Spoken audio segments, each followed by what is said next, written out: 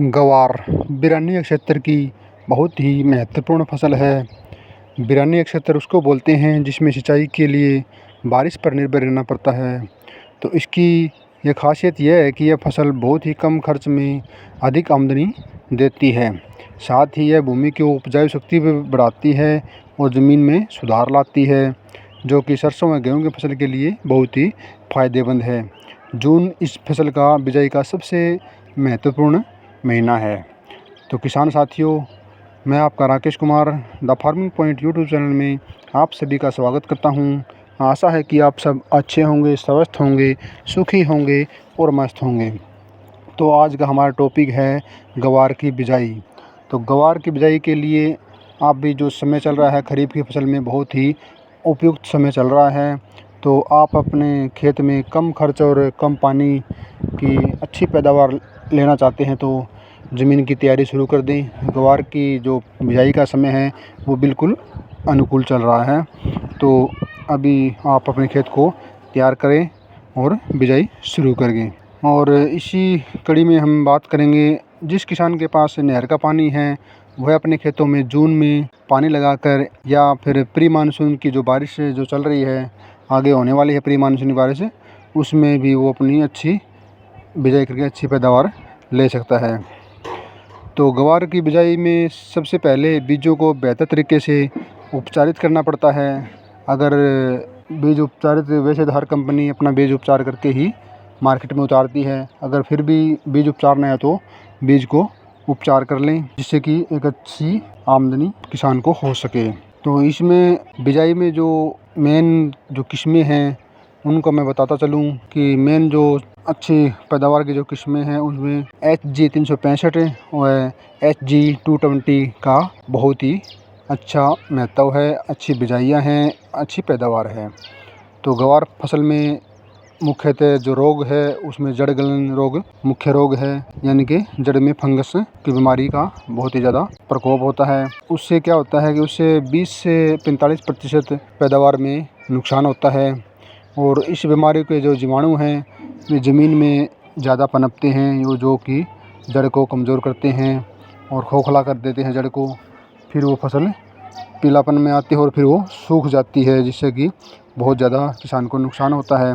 तो इस बीमारी की रोकथाम के लिए भी आपने जल्दी ही इसका समाधान ढूंढना पड़ेगा। इसके लिए हम आपको एक उपाय बताते हैं। इसके लिए आप 3 ग्राम कार्बोडेजम 50% प्रति किलो बीज की दर से आप जो ज़मीन पहले बुआई के समय होता है उसी टाइम आप इसको ज़मीन में ही उपचारित करें, जिससे कि आपको ये बीमारी 80 से 95% तक ये रोग ज़मीन में यानी कि फसल में नहीं आएगा, जिससे कि आपको बहुत ही फ़ायदा मिलेगा और रोग पे भी काबू पाया जा सकता है।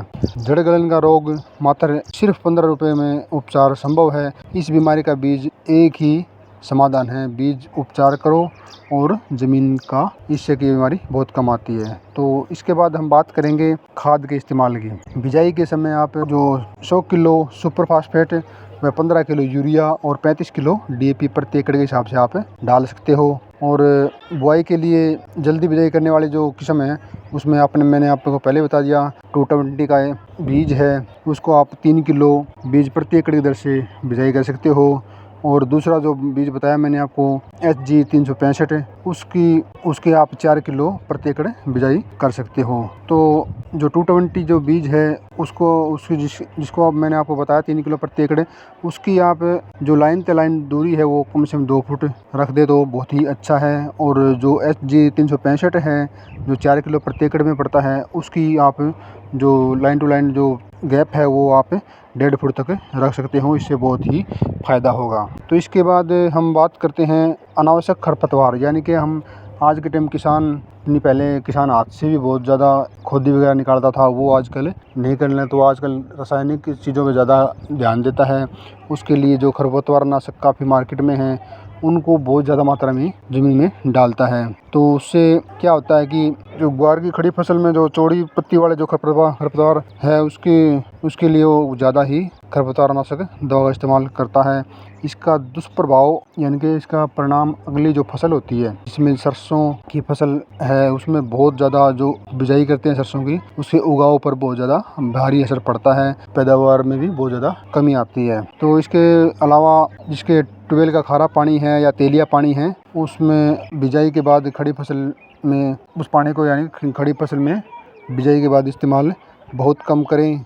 इससे क्या पौधों की बढ़वार रुक जाती है और पैदावार में कमी आती है, क्योंकि जो तेलिया और खारा पानी है वो जो पौधे को जो पोषक तत्व मिलने होते हैं उनको रोक देता है और वो पोषक तत्व नहीं मिल पाते और ज़मीन पर नमक सा ऊपर ज़मीन पर तैयार हो जाता है और नमक जो है वो उस फसल की जड़ों को चलने नहीं देता और बढ़वार रुक जाती है। तो ये मेन जो बातें हैं मैंने आपको बताई है। इसमें सबसे ज़रूरी बात है फसल की जो खोदी है वो ज़रूर निकालें, यानी कि उसकी अड़ाई या तो हाथों से कस्सी से निकालें या फिर बैलों से करें या फिर ट्रैक्टर से। उसको ज़मीन को बीच को जो एरिया है उसको पाड़ना बहुत ज़रूरी है। फसल उससे ज़्यादा चलेगी, एक खरपतवार कम होगा। आपको कीटनाशक या खरपतवारनाशक नहीं डालने पड़ेंगे और खाद ज़्यादा न दें, लिमिट में दें, बुआई के समय ज़रूर दें और समय पे पानी दें। पानी अच्छा है तो बढ़िया है, नहीं जो खारा पानी से बच के रहें और बारिश पे ही ज़्यादा चलें, क्योंकि अभी मानसून का जो समय आने वाला है उसमें फसल आपकी अच्छी ग्रोथ करेगी। अच्छी फसल होगी तो मार्केट में अच्छा भाव मिलेगा, तो आप एक अच्छे समृद्ध किसान बन सकते हो। तो आशा है कि आपको हमारा ये वीडियो अच्छा लगा होगा। अगर वीडियो अच्छा लगा है तो वीडियो को लाइक ज़रूर करना और किसान भाइयों के पास शेयर ज़रूर करना। और अगर हमारे चैनल से आप नए जुड़े हैं तो हमारे चैनल को सब्सक्राइब ज़रूर करना और बेल आइकन अवश्य दबाना, क्योंकि आगे आने वाला जो वीडियो है उसका नोटिफिकेशन आपके पास सबसे पहले पहुँचे और आप एक अच्छे समृद्ध किसान बन सकें।